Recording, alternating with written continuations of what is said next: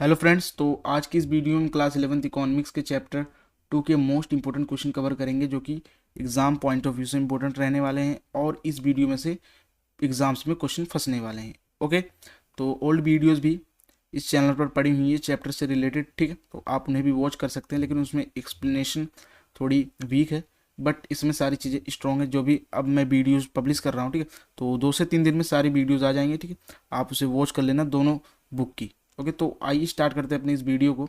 सभी चीज़ें इसमें इंपॉर्टेंट रहने वाली हैं। ओके, तो आंकड़ों से आप क्या समझते हैं? आंकड़े संख्याएं और तथ्यों का संग्रह है, ठीक है। तो कोई भी आंकड़ा कब कहलाता है? जब उसमें क्या होते हैं, न्यूमेरिकल्स वैल्यू होती हैं, ठीक है। जैसे आपने क्रिकेट मैच देखा होगा, जब एंड होता है तो उसमें सारे डेटा शो किए जाते हैं, ठीक है। तो उसमें क्या रहती हैं, संख्याएं रहती हैं और तथ्य रहते हैं, ठीक है। उनका कलेक्शन रहता है जिसे हम आंकड़ा या डेटा बोलते हैं, ठीक है। जहाँ पर भी संख्याएं और तथ्यों का संग्रह यानी कि कलेक्शन मिले, वो आंकड़ा कहलाता है, ठीक है। ठीक, आंकड़ा कभी भी सिंगल न्यूमेरिकल नहीं होता। जब बहुत सारी चीज़ें मिल जाती हैं, यानी कि बहुत सारी न्यूमेरिकल वैल्यू आपस में मिलती हैं, तो एक कलेक्शन तैयार होता है जिसे हम आंकड़ा यानी कि डेटा कहते हैं, ठीक है। ये किसी विशिष्ट विषय यानी कि कोई भी स्पेशल सब्जेक्ट हो सकता है उसके बारे में, या कोई भी समस्या है उसके बारे में जानकारी प्रदान करता है। जैसे कि इंडिया में कितनी बेरोजगारी है, ठीक है, कितने लोग पॉवर्टी लाइन से नीचे हैं, ये सब किसके द्वारा शो करते हैं? हम आंकड़ों के द्वारा, ठीक है। या किसी विषय है उसमें हम कोई भी चीज़ पढ़ाने या समझाने के लिए उसका यूज़ कर सकते हैं, या समस्या का समाधान या उसको दिखाने के लिए आंकड़ों का हम यूज़ करते हैं, ठीक है। ये हुआ हमारा फर्स्ट क्वेश्चन। सेकेंड क्वेश्चन है, प्राथमिक आंकड़ों का अर्थ बताइए। ये आंकड़े वे आंकड़े होते हैं जो सीधे स्रोत से एकत्रित किए जाते हैं, ठीक है, यानी कि हम स्वयं जाके एकत्रित करते हैं, जैसे कि सर्वेक्षण विधि, प्रयोग और अनुसंधान विधि से, ठीक है। ये डायरेक्ट एकत्रित किए जाने वाले, यानी कि हम इसे ये फर्स्ट टाइम यूज़ किए जाते हैं, ठीक है। जैसे आपको किसी भी चीज़ पर स्टडी कर रहे हैं, ठीक है, आपने स्वयं जाके फील्ड पर स्वयं से एकत्रित किए हैं आंकड़े, ठीक है, किसी के और आंकड़ों के यूज़ में नहीं लाए हैं, ठीक है। जैसे आप बेरोजगारी के ऊपर स्टडी कर रहे हो, तो आपने घर घर जाके आंकड़े एकत्रित किए हैं कि आपके घर में कितने लोग बेरोजगार हैं, उनकी क्वालिफिकेशन क्या है, एज क्या है, ठीक है, फीमेल्स मेल सब पे आपने स्वयं यानी कि खुद से जाकर रिसर्च की है, तो क्या प्राथमिक आंकड़े। वहीं आपने किसी और के बुक या वेबसाइट या वीडियो से आंकड़े उठा के अपने काम में ले लिए हैं, तो वो द्वितीयक आंकड़े कहलाएंगे। ओके, तो प्राथमिक जो हम स्वयं एकत्रित करते हैं, द्वितीयक जो कोई और एकत्रित किया रहता है यानी कि प्रकाशित रहता है, उसको हम अपनी यूज़ में लाते हैं, ठीक है। तो द्वितीयक आंकड़े के हम उदाहरण देखते हैं। जैसे पुस्तक, किसी ने पुस्तक में अपनी नॉलेज इकट्ठा करके पब्लिश की है, ठीक है, उसने भी बहुत सारी रिसर्च संशोधन सारी चीज़ें करी होंगी उस चीज़ को पब्लिश करने के लिए, तो हमने उसको डायरेक्ट यूज़ में ले लिए, ठीक है। पत्रिकाएं, ठीक है, इस पर भी बहुत स्टडी करके लोग बनाते हैं, उसको हमने यूज़ में ले लिया। ऑनलाइन संसाधन में क्या आ जाएगा? यूट्यूब आ जाएगा, ईमेल आ जाएगा, गूगल आ जाएगा, जिस पर भी जो भी चीज़ें पब्लिश हैं उसको अगर हम यूज़ में ले रहे हैं तो द्वितीयक आंकड़ों के क्षेत्र में आएंगे, ठीक है। तो प्राथमिक जो स्वयं एकत्रित करें, द्वितीयक जो पहले से एकत्रित हैं उसको हम यूज़ में लाएं। ओके, तो हमने इसके एग्जाम्पल्स भी देख लिए हैं। फोर्थ क्वेश्चन है, सांख्यिकी में जनसंख्या का अर्थ बताइए, ठीक है। तो सांख्यिकी में जनसंख्या वह समूह यानी कि वह ग्रुप है जिसके बारे में जानकारी एकत्रित की जाती है, ठीक है। तो जो सांख्यिकी है वो क्या करती है? जनसंख्या के ऊपर जानकारी एकत्रित करती है, ठीक है। यानी कि जनसंख्या में कितनी एज के लोग हैं, ठीक है, कितनी क्वालिफिकेशन है, कितने बच्चे हैं, कितने बूढ़े हैं, कितनी महिलाएं हैं, ठीक है, कौन सी जाति के हैं, कौन से धर्म के लोग ज़्यादा हैं, ये सब क्या है? सांख्यिकी का कार्य है जनसंख्या के ऊपर स्टडी करना, जिसे हम जनगणना बोलते हैं। ओके, तो अब हमारा फिफ्थ क्वेश्चन है, प्रतिदर्श। ये पूछा ही जाता है, इंपॉर्टेंट है, ठीक है, तो इसको आप पढ़ के जाना। प्रतिदर्श से आप क्या समझते हैं? प्रतिदर्श जनसंख्या का एक छोटा सा भाग है जो जनसंख्या के गुण का प्रतिनिधित्व करता है, ठीक है। जैसे कि बहुत बड़ा क्षेत्र है ये, और इसमें जितने भी लोग रह रहे हैं ना, उनकी क्या गुण एक ही है, यानी कि सबके जो क्वालिटी है वो समान है, ठीक है। तो और हमने इससे छोटा सा कोई समूह पिक कर लिया। अब हमने इसके ऊपर रिसर्च करके पूरे समष्टि का यानी कि जितना भी बड़ा ग्रुप है इसका हमने योग्यता, गुणवत्ता, क्वालिटी सब चीज बता दी, ठीक है। इसी को प्रतिदर्श कहते हैं। जैसे आपको जैसे आप चावल देखते हैं, ठीक है, ठीक है, पतीले में चावल है वो पक रहा है, ठीक है। अब आपको देखना है कि पका हुआ है या नहीं, तो आप पूरे चावल को थोड़ी चेक करोगे, ठीक है। उसमें से आपने एक दो चावल लिए, ठीक है, उसको देखा और मीज दिया, जैसे उंगलियों से चेक किया दबा के, अगर वो पिस जाएगा तो आपको पता चल जाएगा सारे चावल एक समान पक चुके हैं। अगर नहीं टूटेगा तो लगेगा सारे चावल की स्थिति एक ही है, ठीक है। जैसे हम चावल चेक करने के लिए एक दो टुकड़े से कर लेते हैं, वैसे प्रतिदर्श विधि में भी सेम ही है। छोटी सी इकाई से हम पूरे बड़े से ग्रुप को बता देते हैं कि इसमें क्या क्या चीज़ें हो रही हैं, ठीक है। नेक्स्ट है NSSO, ठीक है, ये इंपॉर्टेंट रहने वाला है, जिसका फुल फॉर्म है राष्ट्रीय नमूना सर्वेक्षण संगठन, ठीक है। ये भारत का बहुत बड़ा ऑर्गेनाइजेशन है जो क्या करता है, आंकड़ा यानी कि डेटा कलेक्ट करता है, उसको अपने पास रखता है और उसको एनालाइज करता है, ठीक है। और आप कमेंट करके बताइए कि जनगणना कौन सी ऑर्गेनाइजेशन करवाती है, ओके। आपको कमेंट करना है, मैं क्वेश्चन है कि भारत में जनगणना कौन सा संगठन करवाता है, ठीक है, तो आप कमेंट करना।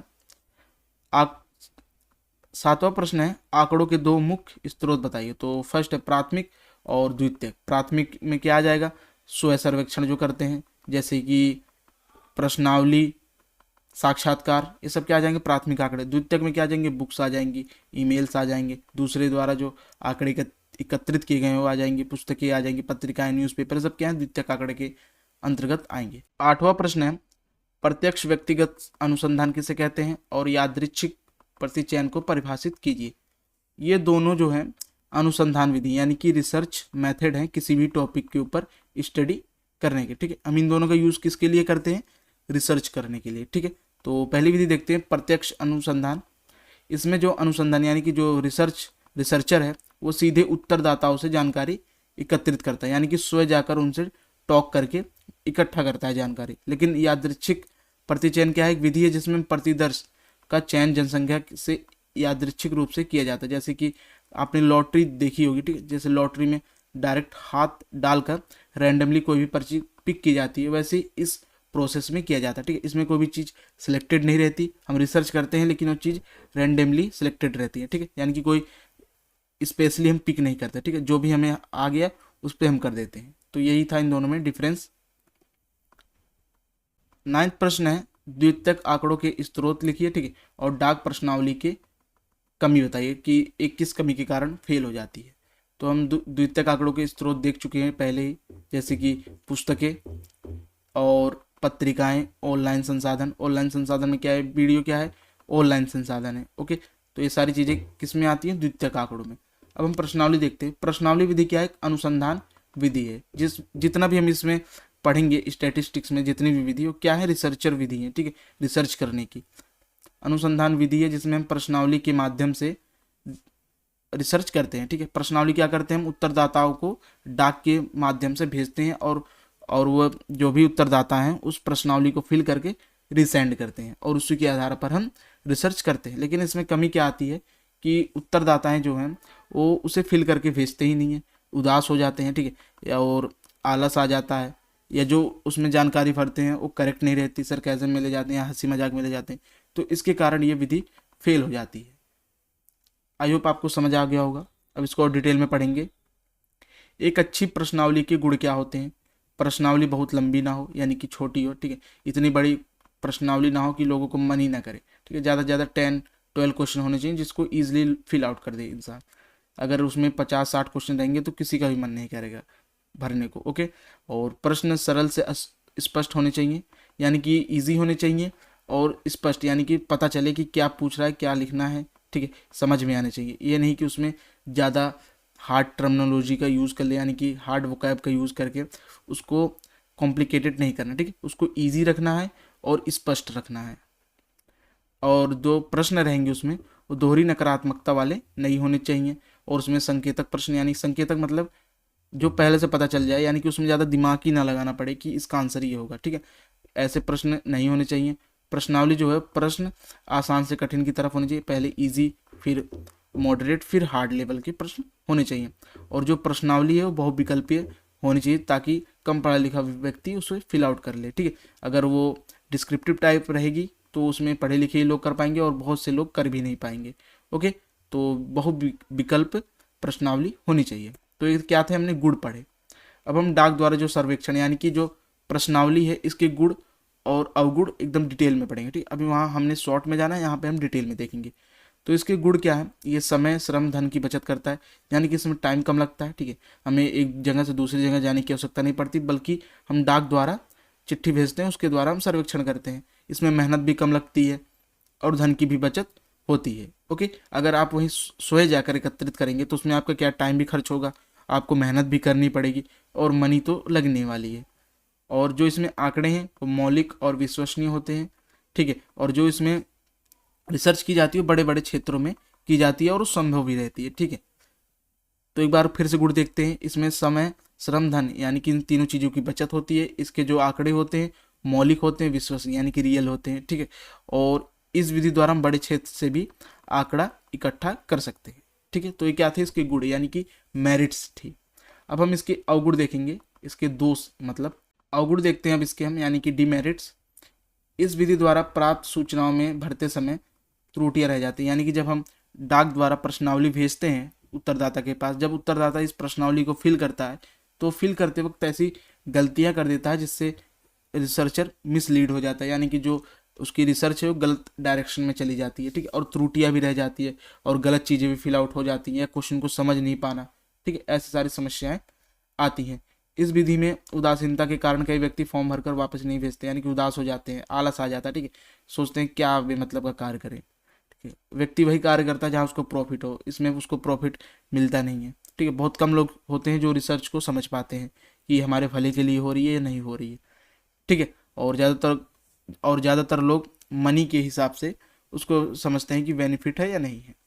इस विधि में लोचशीलता का अभाव रहता है और पक्षपात होने की संभावना रहती है। तो ये क्या थे, इसके अवगुण थे और इधर इसके गुण थे, ठीक है। तो इसके ऊपर क्वेश्चन बन सकता है। जितने भी रिसर्च विधि हैं आपको उसके गुण और अवगुण याद रहने चाहिए, ठीक है। और प्रतिदर्श आप स्पेशली पढ़ के जाना, ठीक है। वीडियो मैंने और ईजिली और अच्छे से एग्जाम्पल देके समझाया है। ओके, आई होप आपको समझ आया होगा। तो थैंक्स फॉर वॉचिंग। अब हम मिलते हैं हम किसी नेक्स्ट वीडियो में, ठीक है। हम थर्ड चैप्टर जल्दी लेके आएंगे, ठीक है। 2 से 3 घंटे में आपको मिल जाएगा और दोनों बुक मैं पब्लिश कर रहा हूँ शुरू से लेके एंड तक, और सारे इंपॉर्टेंट क्वेश्चन ही उसमें रहने वाले हैं, ठीक है। अब समय नहीं है कि मैं सारे टॉपिक्स को 1 बाय 1 कवर करूँ, लेकिन ये जितनी वीडियो मैं पब्लिश करूँगा इसमें important topics and question answers रहेंगे जो आपको इनफ मार्क्स स्कोर करने के लायक बना देंगे, ओके। और जितनी वीडियो पब्लिश करूँगा उसमें से क्वेश्चंस फंसने वाले हैं एग्जाम में, ओके। Thanks for watching. अब मिलते हैं किसी नेक्स्ट वीडियो में, चैनल के साथ बने रहें।